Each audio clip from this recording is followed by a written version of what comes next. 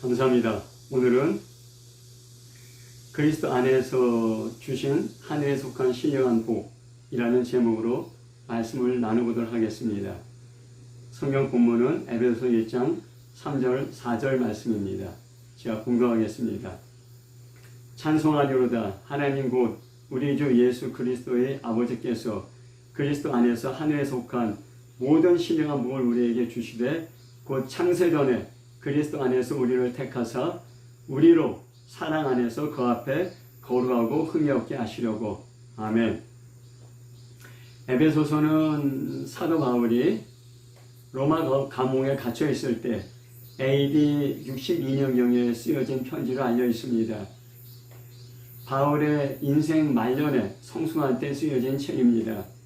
쓰신 자는 에베소에 있는 성도들과 그리스도 예수 안에 있는 신실한 자들입니다. 에베소 1장 1절에 잘 나와 있습니다. 그래서 에베소를 중심으로 여러 지역에 회람되던 편지라고 할 수 있습니다. 에베소서를 쓴 동기에 대해서는 언급되지 않고 있습니다. 신앙생활의 원리에 대한 교훈을 위해서 쓰여진 편지를 알 수 있습니다. 그리스도인의 구원, 교회의 본질, 그리스도인의 생활에 대해서 언급하고 있습니다. 에베소서를 C.H. 다드는 바울 서신의 왕관이라 하였고 F.F. 브루스는 바울 신학의 정수라 하였습니다. 에베소는 소아시아, 지금의 그 티르키예 지역의 서쪽 해안에 있습니다. 그래서 에게해와 만나는 그 만에 있었고 교통과 무역의 중심지여서 발달한 그런 도시였습니다. BC 300년경에 알렉산더 대왕의 4대 장군 중에 하나인 리시마쿠스에 의해서 건설된 도시입니다. 로마 제국 전체에서 로마에 이어 두 번째로 큰 도시로 알려져 있습니다. 이곳에는 고대 세계 7대 불가사의 중에 하나는 아데미 신전이 있었습니다. 그 아데미 신전은 그 아데미 종교의 핵심이었습니다. 그리고 그 큰 경기장이 있었고 24,000명 규모의 대형 그런 극장이 있었습니다. 그 에베소 교회는 그 사도행전과 그 계시록에 잘 나타나 있습니다. 사도행전에 의하면은 사도 바울이 2차 전도 여행 때 브리스길라와 아굴라와 함께 에베소에 잠깐 방문하였습니다. 유대인 회당에서 들어가 변론하고 하나님의 뜻이면 너에게 돌아오리라 하고 에베소를 떠나갑니다. 그 후에 아볼로가 하나님의 도를 에베소에서 가르쳤습니다. 그리고 바울이 3차 전도 여행 때 에베소서를 방문하였습니다. 그때 사도 바울이 에베소의 신자들에게 너희가 믿을 때 성령을 받았느냐? 그렇게 질문했습니다. 그랬더니 에베소 신자들이 성령이 무엇인지 성령의 계심도 알지 못하였습니다. 그래서 사도 바울이 너희들이 그런 무슨 세례를 받았느냐? 그래서 세례 요한의 세례를 받았다. 그렇게 대답하자 사도 바울이 그들에게 예수의 이름으로 세례를 주고 그들에게 안수할 때 그들에게 성령이 임하여서 12명쯤 되는 사람이 방언도 하고 예언도 하였다는 그런 기록이 사도행전 19장에 나오고 있습니다. 바울이 그 3달 동안에 회당에서 가르칠 때 어떤 사람들이 그 완고한 마음으로 바울을 거부하자 바울이 그 회당을 떠나서 두란노 서원을 세우고 한 2년 정도 그래서 이제 성경을 가르치며 많은 기적을 행하였습니다. 그러면서 에베소 교회가 부흥되었습니다. 그래서 이제 에베소 교회가 부흥되면서 마술 행하던 사람들이 와서 마술책을 불사르니 은 5만이나 되었다고 사도행전 19장 8절 20절에 그런 말씀이 나옵니다. 그만큼 그 에베소는 아데미 신전, 거대한 아데미 신전이 있었고 아데미 신전을 통해서 먹고 사는 제사장들이 많았고 아데미 신의 핵심이었지만은 사도 바울이 그곳에 들어가서 복음을 전파하며 떠난 하나님께서 많은 그 기적과 능력을 행하게 하심으로 말미암아 그 아데미 신을 섬기던 많은 제사장들이 그 책들을 가지고 다 불태웠는데 그것이 5만이나 되었다고 그렇게 이야기하고 있는 것입니다. 그만큼 아데미는 아데미 신을 섬기는 그런 우상의 도시였고 또 마술의 도시였던 것입니다. 그리고 이제 사도 바울은 한 2년, 그러니까 한 약 2년 반 또는 3년 정도 아데네에 머물면서 이제 교회를 부흥시키고 에베소를 떠납니다. 에베소를 떠나고 나중에 사도 바울이 예루살렘으로 갈 때 에베소의 장로들을 불러서 그들에게 눈물로 호소하고 교회를 부탁하였습니다. 그러니까 사도 바울이 3차 전도 여행 중 AD 52년부터 54년 3년 동안에 에베소 교회를 부흥시켰고, 그리고 10년 후 AD 62년경에 사도 바울이 에베소 교회에 편지를 보냈습니다. 또 계시록에 의하면은 AD 90년경에, 그러니까 에베소 교회를 부흥시킨 40년 후에 사도 요한에 의해서 소아시아 7교회, 그리고 첫 번째로 에베소 교회에 편지를 보내는 내용이 나옵니다. 계시록 2장에 보면은 에베소 교인들의 수고와 인내와 진리에 대한 열심을 칭찬하셨지만 첫사랑 잃어버린 것을 책망하면서 회개를 촉구하고 있었습니다. 사도 바울에 의해서 큰 부흥이 일어났지만 시간이 지나면서 점점 하나님에 대한 첫사랑을 잃어버리고 있었던 것입니다.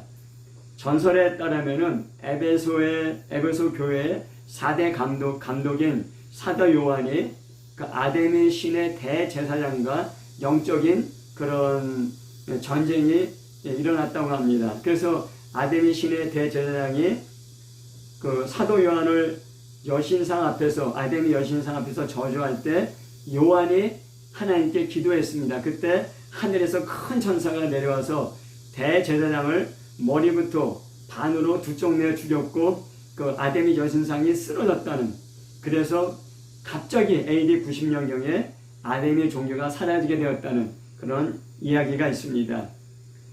복음 전파할 때 영적인 전쟁이 중요하다는 것을 알려주고 있습니다. 에베소서 1장 3절부터 14절은 찬송시로 되어 있습니다. 이것은 찬송하는 노래로 되어 있습니다. 그래서 이거는 신약에서 가장 긴 찬송시이고, 에베소 1장 3절부터 6절은 성부 하나님의 영역과 선택에 대해서, 1장 7절부터 12절은 성자 예수님의 구속에 대해서, 1장 13절부터 14절은 성령 하나님의 인치심에 대해서 찬양하고 있습니다. 요 찬양시 안에 그리스도 안에서 주신 하늘에 속한 신령한 복이 8개 정도 나오고 있습니다. 우리가 차례대로 살펴보도록 하겠습니다. 에베소 1장 3절에 찬송하리로다 하나님 곧 우리 주 예수 그리스도의 아버지께서 그리스도 안에서 하늘에 속한 모든 신령한 복을 우리에게 주시되 하면서 찬송시가 시작됩니다. 하늘에 속한 신령한 복을 주셨다는 것입니다. 사람들은 다 복받기를 원합니다. 그래서 우리 한국에는 옛날에 오복이라는 것이 있었습니다. 이거는 중국의 서경이라는 책에 나오는 건데 수, 부, 강령, 유호덕 고종명입니다. 그러니까 오래 살고 부자 되고 건강하고 또 주위 사람들에게 덕을 베풀고 주위 사람과 좋은 관계를 맺고 죽을 때 편안하게 죽는 것, 이것을 오복이라고 했습니다. 그러니까 이 땅에서 누리는 복을 얘기하고 있습니다. 우리가 보통 복이라 할 때는 이 땅에서 누리는 복, 건강하고 장수하고 돈 많이 벌고 형통하고 가정이 잘 되고 자손이 잘 되고 그런 이 땅에 누리는 복을 얘기하고 있습니다. 근데 우리가 성경에 보면은 하나님께서 이 땅을 창조하시고 사람을 6일째 창조하셨는데, 사람을 창조하시고 사람에게 가장 먼저 하신 일이 사람을 축복하신 일이었습니다. 그래서 창세기 1장 27절부터 28절을 보면은 하나님이 자기 형상 곧 하나님의 형상대로 사람을 창조하시되 남자와 여자를 창조하시고 하나님이 그들에게 복을 주시며 하나님이 그들에게 이르시되 생육하고 번성하라 땅에 충만하라 땅을 정복하라 바다의 물고기와 하늘의 새와 땅에 움직이는 모든 생물을 다스리라 하였습니다. 하나님이 사람을 창조하시고 제일 먼저 하신 것은 사람을 축복하신 것입니다. 사람은 하나님의 축복을 통하여서 바르게 행복하게 살 수 있도록 창조된 것입니다. 오늘 찬송가 1장을 불렀는데 찬송가 1장을 제가 과거에 영어로 부른 적이 있습니다. 그때 영어로 부르면서 참 은혜를 받았는데 만복의 근원 하나님 이렇게 되는데 성경에 영어로 보면은 Praise God from whom all blessings flow 이렇게 되어 있습니다. 그러니까 모든 축복이 흘러나오는 하나님을 찬양하라. 하나님은 만복의 근원입니다. 하나님으로부터 모든 축복이 흘러나옵니다. 그 하나님이 하늘에 속한 신령한 복으로 그리스도 안에 있는 사람들에게 축복하셨다는 것입니다. 구약에서의 복은 주로 이 땅에서 잘되고 형통하는 것을 많이 언급하고 있습니다. 구약 당시에는 그 영적인 세계나 천국과 지옥에 대한 개념이 분명하지 못했습니다. 하지만 신약에서의 복은 이 땅에서의 복뿐만 아니라 천국에서 영원히 누리는 영적인 복, 천국과 지옥 이런 것들에 대해서 더 많이 강조하고 있습니다. 그래서 우리가 그 팔복을 보면은 마음이 가난한 자는 복이 있나니 천국이 저희 것이며 팔복의 첫 번째가 뭐냐면은 마음이 가난한 자 복이 있는데 천국이 저희 것이라고. 그래서 이 땅에서 천국을 누리며 또 영원한 천국으로 이 땅을 떠날 때 갈 수 있다는 것입니다. 또 팔복의 마지막 복은 의를 위하여서 핍박받는 자는 복이 있나니 천국이 저희 것이라. 의 예수 그리스도로 말미암아 핍박받고 모욕받고 조롱받을 때 그게 복이라는 것입니다. 천국이 저희 것이라는 것입니다. 그래서 우리가 예수님이 오셔서 팔복에 대해서 말씀하시고 팔복이 유명하게 알려져 있지만은 그 팔복은 영적인 복을 주로 얘기하고 있습니다. 예수님이 오신 후에 영적인 세계가 분명하게 계시되었고 또 영적인 축복에 대해서 분명하게 말씀하셨고 귀신, 마귀 이 땅을 떠난 후에 천국과 지옥에 대해서도 명확하게 계시되어 온 것입니다. 그래서 이 땅에서 아무리 많은 복을 누리더라도 하늘에 속한 신령한 복을 우리가 받지 못한다면 이 땅을 떠날 때 하나님이 없는 곳에서 영원한 고통 가운데 우리가 거할 수밖에 없는 것입니다. 그래서 하늘에 속한 신령한 복에 대해서 에베소서에서 얘기하고 있고 또 그 신약 전체를 보면은 그 하늘에 속한 신령한 복이 강조되고 있습니다. 에베소서 1장 3절부터 14절에 8개의 신령한 복에 대해서 말하고 있습니다. 이 복은 에베소 1장 3절에 말씀하신 것처럼 하나님이 주셔야 받을 수가 있습니다. 하나님만이 하늘에 속한 신령한 복을 줄 수 있습니다. 어떠한 종교나 어떠한 철학이나 어떠한 이념이 그러한 하늘에 속한 신령한 복을 줄 수가 없습니다. 또 내가 애쓰고 노력하고 금욕하고 수행하고 공부한다 해도 하늘에 속한 신령한 복을 얻을 수가 없습니다. 이것은 사람의 수고와 애씀으로 얻어지는 것이 아니라 하나님께서 그리스도 안에서 우리 안에 은혜로 선물로 주시는 것입니다. 혹시 열심히 일하고 또 열심히 공부하고 금욕 수행하고 착한 일 많이 하면은 이 땅에서의 복을 얻고 성공할 수는 있습니다. 그러나 하늘의 신령한 복은 사람이 애쓰고 노력해서 쟁취할 수 있는 것이 아닙니다. 하나님께서 그리스도 안에 있는 사람에게 주시는 것입니다. 그리스도 안에 있지 않으면 받을 수가 없습니다. 에베소 1장에 그리스도 안에라는 말이 13번 나와 있습니다. 그리스도 안에라는 말은 사도 바울의 그런 편지와 사도 바울의 신앙에서 매우 중요한 개념입니다. 그리스도 안에 있다는 것이 무엇인지 살펴보도록 하겠습니다. 그리스도 안에 있다는 것은 그리스도와의 연합을 말합니다. 그리스도와 우리가 어떻게 연합되는지 참 이게 이성적으로 합리적으로 이해하기 어렵기 때문에 성경에는 많은 비유들로 되어 있습니다. 요한복음 15장 5절에는 나는 포도나무요 너희는 가지라 되어 있습니다. 그러니까 예수님은 포도나무고 우리가 가지라서 그 포도나무에 붙어있는 그 연합을 얘기하고 있습니다. 그래서 가지가 포도나무를 떠나서는 아무것도 할 수 없고 말라 죽게 되는 것입니다.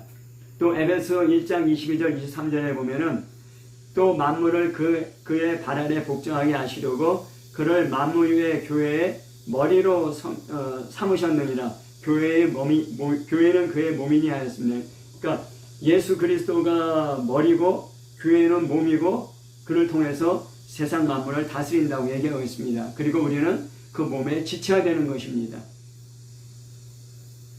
또한 결혼을 통해서 남편과 아내가 한 몸이 되고 연합되듯이 그리스도와 교회의 연합을 얘기하고 있습니다. 그래서 에베소서 5장의 남편과 아내의 관계에 대해서 얘기하다가 에베소 5장 32절에 이 비밀이 크도다 나는 그리스도와 교회에 대해서 말하노라 이렇게 얘기하고 있습니다. 남편과 아내가 연합되는 것 이것이 바로 그리스도와 교회의 연합을 얘기하고 있다고 말하고 있습니다.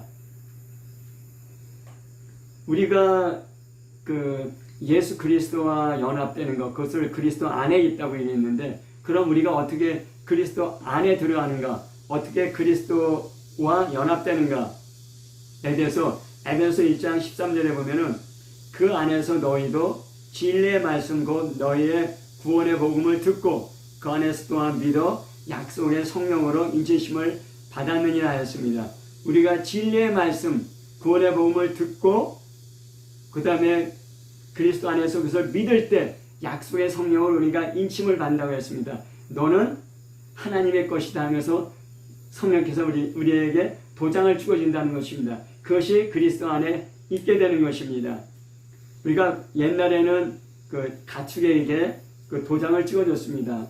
그것은 이 가축은 누구의 것이라는 소유를 분명히 드러내고 그리고 그 가축의 소유자인 그 주인은 가축을 돌보며 보호했습니다. 마찬가지로 성령으로 인쳤다는 것은 우리가 하나님의 것이다. 우리가 하나님에게 소속되어 있다. 하나님이 우리를 돌보시고 보호하신다는 그러한 의미가 되겠습니다. 에베소 4장 30절에는 하나님의 성령을 근심하게 하지 말라. 그 안에서 너희가 구원의 날까지 인치심을 받았느니라. 그러니까 우리가 그 성령으로 인치심 받아서 하나님의 것이 되었고 그리스도 안에 들어가게 되었습니다. 하지만은 우리가 그리스도 안에서 그리스도의 말씀을 순종하는 것이 아니라 그리스도 안에 들어갔지만은 내 뜻과 내 생각과 내 고집대로 하나님 말씀과는 관계없는 그런 빗나간 생활을 할 때 성령께서 우리 안에서 근심하신다고 그렇게 말씀하고 있습니다.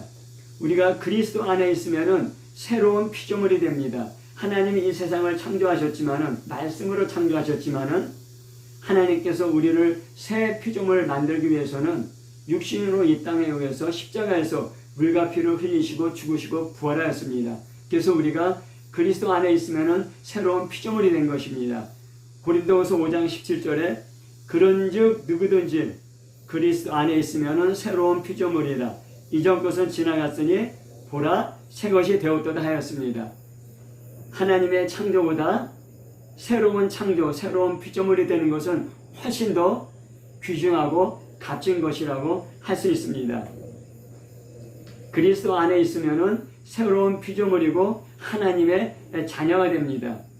요한복음 1장 11절부터 13절에 보면은 영접하는 자 곧 그 이름을 믿는 자들에게는 하나님의 자녀되는 권세를 주셨으니는 혈통으로나 육정으로나 사람의 뜻으로 나지 아니하고 오직 하나님께로부터 난 자들이냐 하였습니다. 우리 육신의 부모님은 우리를 잉태하시고 우리를 출산시켰습니다. 하지만 하나님께서는 우리를 영적으로 새롭게 거듭나고 태어나게 했습니다. 어떻게 하냐면 어떻게 우리가 거듭나고 새롭게 태어났습니까? 영접하는 자 곧 그 이름을 믿는 자들에게는 하나님의 자녀가 되는 권세를 주었다. 그래서 예수 그리스도를 믿을 때 하나님의 자녀가 되는 권세가 있게 되는 겁니다. 하나님의 소유고 하나님의 보호를 받을 뿐만 아니라 그리스도 안에 있으면은 하나님의 자녀가 되는 권세가 있어서 하나님이 주신 권세를 우리가 이 땅에서 사용하며 살 수 있게 되는 것입니다. 또 그리스도 안에 있으면은 우리가 거듭났다고 이렇게 얘기합니다. 요한복음 3장 3절에 예수께서 대답하여 이르시되 진실로 진실로 내게 이르노니 사람이 거듭나지 않으면 하나님 나라를 볼 수 없다고 하였습니다.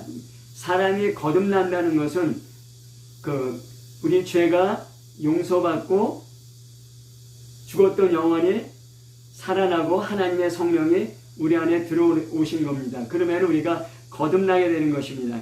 거듭날 때 하나님 나라를 볼 수 있다고 얘기하고 있습니다. 또 요한복음 3장 5절에 사람이 물과 성령으로 나지 아니하면 하나님 나라에 들어갈 수 없다고 했습니다. 우리가 물과 성령으로 하나님의 말씀과 성령으로 거듭나야지 하나님 나라에 들어갈 수 있다고 얘기하고 있습니다. 그래서 요한복음 3장 8절에 성령으로 난 사람이 바로 그리스도 안에 있는 사람이고 하나님의 자녀이고 그리고 새로운 피조물이 되었다고 얘기하는 것입니다. 또한 그리스도 안에 있으면은 그리스도의 사람이 됩니다. 로마서 8장 9절에 만일 너희 속에 하나님의 영이 거하시면 너희가 육신에 있지 않고 영에 있느니 누구든지 그리스도의 영이 없으면 그리스도의 사람이 아니라 했습니다. 우리가 그리스도 안에 거하게 되면은 그리스도의 영이 우리 안에 들어오시게 됩니다. 그러면은 그리스도의 사람이 됩니다. 그리스도 안에 있다는 얘기는 그리스도의 사람이 되었다는 얘기입니다. 여기에 보면은 하나님께서 복을 주셨다고 얘기했습니다. 복을 주셨다는 얘기는 과거로 되어 있습니다. 그러니까 그리스도 안에서 하늘에 속한 신령한 복을 이미 주신 것입니다. 이미 주셨는데 그럼 우리는 얼마큼 받았느냐? 현재 나는 받았느냐? 그리스도인은 어떤 나의 수고와 노력은 어떤 위대한 것을 성취하는 것이 아니라 다른 종교와 철학에서는 그렇게 합니다. 하나님께서 그리스도를 통해서 다 이루신 것을 선물로 은혜로 받는 것입니다. 사람이 할 수 없는 것, 하늘의 신령한 복, 그다음에 죄 용서함, 구원 이러한 것들은 그리스도께서 십자가의 죽음과 부활을 통해 이루셨습니다. 사람이 얻거나 장치할 수 있는 것이 아닙니다. 그래서 하나님께서 하늘에 속한 신령한 복을 우리에게 주셨다. 과거에 주신 것입니다. 그리스도인은 그것을 받음으로 신앙생활이 시작되는 것입니다. 어떻게 합니까? 믿고 기도하고 순종할 때 하늘에 속한 신령한 복이 우리에게 그만큼 주어지게 되는 것입니다. 여호수아서 1장 3절에 보면은 내가 모세에게 말한 바와 같이 너의 발바닥으로 밟는 곳은 모두 내가 너에게 주었노니 하였습니다. 여기 보면은 여기 말이 좀 이상합니다. 너희 발바닥으로 밟을 곳, 그러니까 너희들이 이제 가나안 땅에 들어갔는데 가나안 땅에 들어가서 너희들이 발바닥으로 밟는 것을 내가 주었다. 과거로 되어 있습니다. 앞으로 가나안 땅에 들어가서 발바닥으로 밟을 곳, 그건 미래입니다. 한데 그것을 이미 주었다고 과거형으로 얘기하고 있습니다. 이것은 이미 하나님께서 여호수아에게 가나안 땅을 주셨는데 여호수아가 믿음으로 순종하면서 가나안 땅을 밟을 때 그것이 자기의 것이 되는 것입니다. 결국 여호수아는 가나안 땅을 다 차지했으니까 다 차지하지 못했습니다. 하나님께서 이미 다 주셨지만은 믿음으로 순종하여 가나안 땅을 다 밟지 못하고 정복하지 못하고 가나안 족속들이 남겨놓아졌고 그래서 가나안 족속들이 이스라엘의 가시처럼 계속 찌르는 역할을 하게 된 것입니다. 마찬가지로 하나님께서 하늘에 속한 신령한 복을 그리스도 안에서 이미 다 주셨습니다. 과거에 주신 것입니다. 근데 우리가 그것을 믿음으로 순종하는 만큼 얻을 수 있게 되는 것입니다. 마태복음 5장 5절의 팔복 중에 마음에 온유한 자는 복이 있나니 땅을 기업으로 차지할 것이라 했습니다. 여기서 온유하다는 얘기는 야생마가 잘 길들여져서 주인의 통제에 따르며 순종하는 것을 말합니다. 야생마는 자기 멋대로 자기 고집대로 자기 생각대로 이리 뛰고 저리 뛰고 합니다. 하지만은 야생마를 잡아서 훈련하고 길들이면은 이제 주인의 말에 잘 순종하는 그런 아주 우수한 말이 됩니다. 그런 야생마 같은 사람이 길들여져서 주인의 말에 잘 순종하는 그런 준마가 되는 것, 그것이 바로 온유하다는 뜻입니다. 그래서 온유해서 과거에는 내 고집대로, 내 뜻대로, 내 생각대로 마음대로 살다가 이제는 하나님 그리스도 안에 들어와서 그리스도 안에서 그리스도의 통제와 훈련을 통해서 그리스도께 순종하는 삶을 통해서 순종하면서 살아갈 때 땅을 기업으로 받는다고 믿음으로 순종하는 만큼 땅을 기업으로 받게 되는 것입니다. 여기서 땅은 이 세상의 땅이 아니라 하늘나라에 있는 하늘나라의 땅을 얘기하는 것입니다. 하나님께서 하늘에 속한 신령한 복을 그리스도 안에서 이미 우리에게 주셨습니다.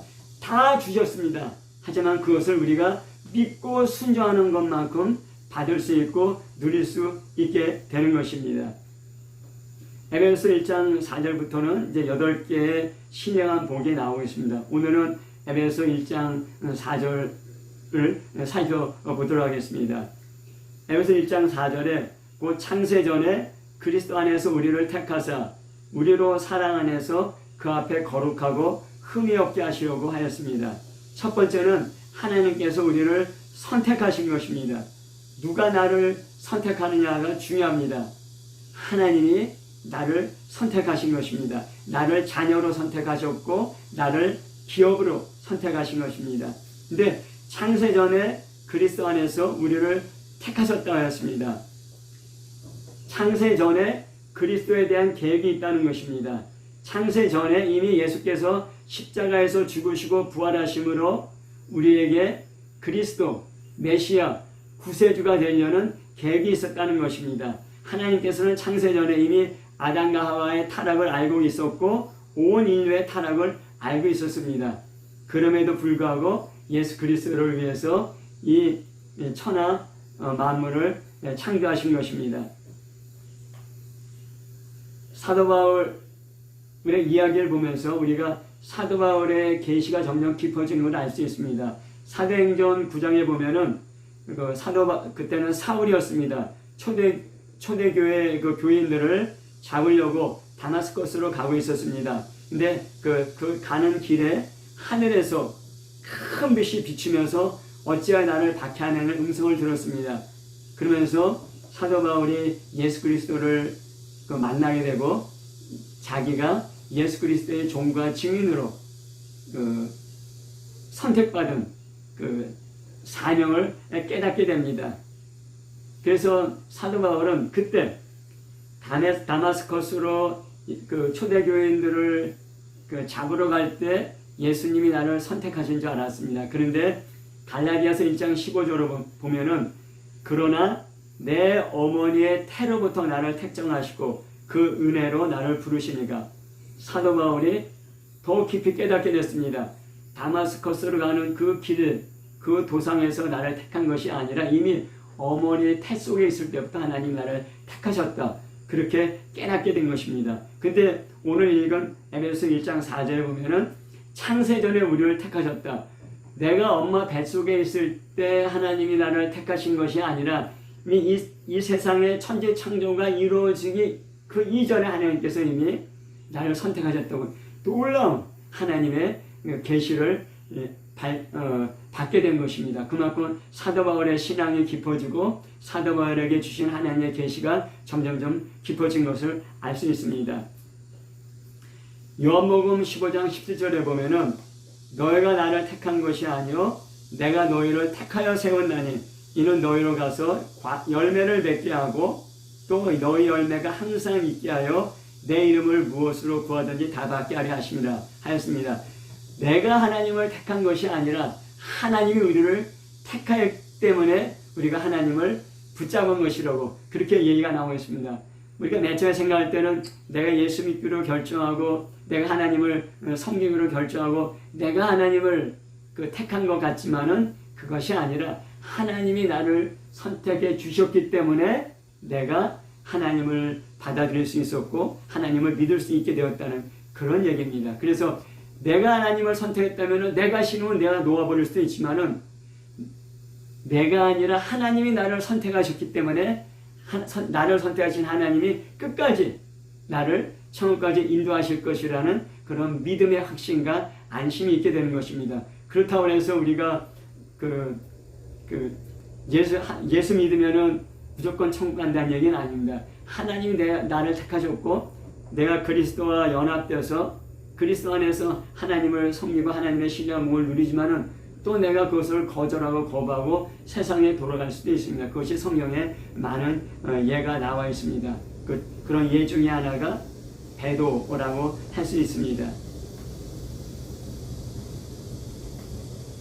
이사야서 46장 4절에 보면은 너희가 노년에 이르기까지 내가 그리하겠고 백발이 되기까지 내가 너희를 품을 것이라 내가 지었은즉 안을 것이요 품을 것이요 구해내리라. 하나님이 우리를 선택하셨고 하나님이 우리 인생을 시작하게 하셨기 때문에 우리 인생이 마칠 때까지 우리가 백발이 되고 우리가 노인이 될 때까지 또 그래서 우리가 인생의 마지막 순간이 될 때까지 하나님께서 우리를 안고 품고 구하여내신다 이렇게 말씀하고 계신 것입니다. 우리가 하나님께서 나를 선택하셨다는 그 하나님의 그 놀라운 그 말씀을 받아들이고 믿고 확신할 때 우리 안에는 안심할 수 있고 안식할 수 있고 평안할 수 있게 되는 것입니다. 그래서 빌립보서 1장 6절에 너희 안에 착한 일을 시작하신 이가 그리스도 예수의 날까지 이루실지를 우리는 확신하노라 이렇게 말씀하셨습니다. 우리가 여기서 살펴봐야 될 것은 하나님이 시작한 것이 있고 내가 스스로 시작한 것이 있습니다. 하나님이 시작하지 않고 내가 시작한 것은 반드시 무너지게 되어 있습니다. 가다가 중요되입니다. 하나님이 시키지 않은 것은 하지 않겠다고 결심해야 됩니다. 하나님의 뜻도 없고 하나님의 때도 아닌데 가다가 망하게 되는 경우가 많습니다. 하나님이 시작하는 것이 영원히 갑니다. 하나님이 시켜서 하는 것은 갈수록 번성하고 시키지 않은 것을 자기 욕심으로 하면 반드시 망가지게 됩니다. 하나님의 작정과 때 가운데서 잘 기다릴 줄 알아야 합니다. 그러게 될 때 하나님께서 우리를 책임져 주십니다. 하나님이 우리를 선택하셨는데 왜 우리를 선택하셨느냐? 선택의 목표가 무엇이냐? 하나님 우리를 선택하신 목표는 그 앞에서 거룩하고 흠이 없게 하려 하심이라 하였습니다. 거룩하고 흠이 없게 하시려고 우리를 선택하셨다는 것입니다. 그런데 사람 보기에 거룩하고 흠이 없는 사람이 있습니다. 하지만은 사람 보기에 거룩하고 흠이 없는 사람이 아니라 하나님 앞에서 거룩하고 흠이 없게 됩니다. 내가 근육하고 수행하고 애쓰고 노력하면은 어느 정도 다른 사람과 비교해서 흠이 없을 수도 있고 더 깨끗할 수도 있고 인격적으로 고상할 수도 있고 뭐 더 그렇게 거룩하게 보일 수도 있습니다. 하지만은 거룩하신 하나님 앞에 흠이 없고 점이 없는 거룩하신 하나님 앞에 그러한 그 수양과 애씀이 있다 하더라도 내가 흠이 없다, 내가 거룩하다 말할 수 없을 것입니다. 하나님 앞에서 거룩하고 흠이 없게 되려면은 예수 그리스도 안에서 하늘에 속한 신령한 복을 받아야 되고 그 신령한 복에 순종하는 삶을 살아야 되는 것입니다. 우리의 삶을 한번 점검해 볼 필요가 있습니다. 우리가 어떤 방향으로 가고 있습니까? 우리가 거룩하고 흠이 없는 방향으로 나가고 있습니까? 아니면은 점점 내 그 생각과 내 뜻과 내 고집과 내 주장으로 점점 나를 중심으로 하는 세상을 향하고 나오고 있습니까? 선택받은 사람은 거룩하고 흠이 없는 방향으로 나가게 됩니다. 비록 부족하지만 점점 그런 방향으로 나가는 사람들, 그런 사람들이 선택받은 사람이라고 하였습니다. 선택의 목표는 성결이라고 했는데 우리 에베소서에 보면은 그런 내용들이 많이 나옵니다. 그런 내용들을 좀 살펴보면은 에베소서 2장 10절에 우리는 그의 만드신 바라 그리스도 예수 안에서 선한 일을 위하여 지으심을 받은 자니. 그러니까 우리가 어떻게 구원받았느냐? 우리가 그 예수님의 은혜로 그리고 그 하나님의 그 선물로 우리가 그 믿음을 받았고 그래서 구원받은 것입니다. 근데 우리가 하나님의 선물인 믿음으로 구원을 받았는데 그 구원이 목적이 무엇이냐? 아, 내가 예수 믿고 구원받았다. 이제 죄에서 자유로워졌다. 그래서 내가 내 마음대로 내 뜻대로 내가 원하는 대로 사는 것이 아니라 그리스도 예수 안에서 선한 일을 위해서 지으심 받았다. 그리스도 예수 안에서 선한 일을 위해서 재창조 받았다는 그렇게 구원의 목적이 재창조의 목적이 나오고 있습니다. 또 에베소 4장 13절에 우리가 다 하나님의 아들을 믿는 것과 아는 일에 하나가 되어서 온전한 사람을 이루어 그리스도의 장성한 분량이 충만한 데까지 이르리니 우리 신앙인의 목적, 신앙인의 목표가 무엇이냐? 하나님의 아들을 믿는 것과 아는 일에 하나가 되어서 온전한 사람, 흠이 없고 거룩한 사람을 이루어 그리스도의 장성한 분량까지 우리가 성장하도록 하는 것, 그게 우리의 하나님께서 선택하신 목적이라는 것입니다. 또 에베소서 4장 15절에 오직 사랑 안에서 참된 것을 하며 범사에 그에까지 자랄지니 그는 머리니 곧 그리스도시라. 하나님께서 우리를 선택하신 목적이 무엇이냐면은 머리이신 예수 그리스도까지 우리가 자라도록, 우리가 예수 그리스도를 닮아가며 자라고 있습니까? 아니면은 예수 그리스도와 관계없는 내가 원하는 삶의 방향으로 나아가고 있습니까? 우리 자신을 살펴봐야 됩니다. 또 에베소서 4장 23절 24절에 보면은 오직 심령으로 새롭게 되어 하나님을 따라 의와 진리의 거룩함으로 지으심 받은 새 사람을 입으라. 그래서 우리는 심령으로 새롭게 되고 하나님을 따라서 의와 진리와 거룩함으로 지으심 받은 새 사람이 되어라. 그렇게 말씀하고 있습니다. 여기서 새 사람을 입으라 하였습니다. 그 새 사람이 되도록 하나님께서 하늘의 신령한 복을 주시고 우리는 그것을 받는 것입니다. 에베소서 5장 1절에 그러므로 사랑을 받는 자녀같이 너희는 하나님을 본받는 자가 되라.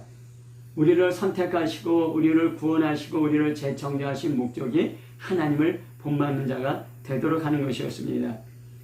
에베소서 5장 8절부터 9절에 보면은 너희가 전에는 어둠이더니 이제는 주 안에서 빛이라. 빛의 자녀들처럼 행하라. 빛의 열매는 모든 착함과 의로움과 진실함에 있느니라.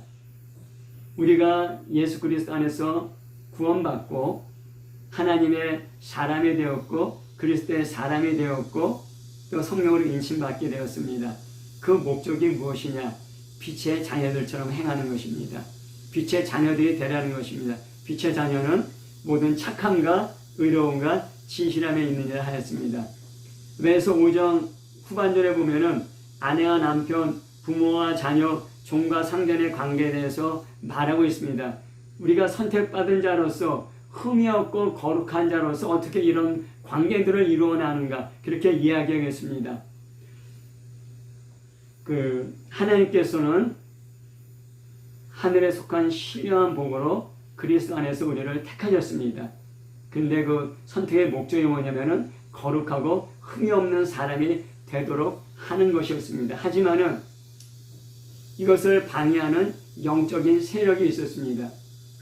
아담과 하와에게 거짓말로 미혹해서 타락하게 된 원수 마귀가 그때 있었다면 지금은 그 원수 마귀가 없겠습니까? 그 원수 마귀와 귀신들과 악한 영들이 지금은 없겠습니까? 그것들이 지금도 우리를 거짓말로 미혹해서 흠이 없고 거룩함에 이르지 못하도록 우리를 타락시키고 우리를 부패시키고 하나님의 선택하신 그 길에서 떠나도록 하겠습니다. 그래서 하나님의 전신 갑주를 입고 성령 충만한 가운데 영적인 싸움을 해야 된다. 이것이 에베소서 전체의 흐름입니다. 오늘 말씀을 맺겠습니다. 에베소서의 그 찬송시에 나와 있는 하늘의 그 신령한 복들 이미 그리스도 안에서 우리에게 주어졌습니다. 우리가 그것을 믿고 순종함으로 하늘에 속한 신령한 복을 내 것으로 지금 여기서 누리며 하나님의 빛의 자녀로 사람들에게 예수 그리스도를 증거하며 하나님께 영광 돌리는 그런 삶이 되시기를 예수 이름으로 축복합니다. 아멘.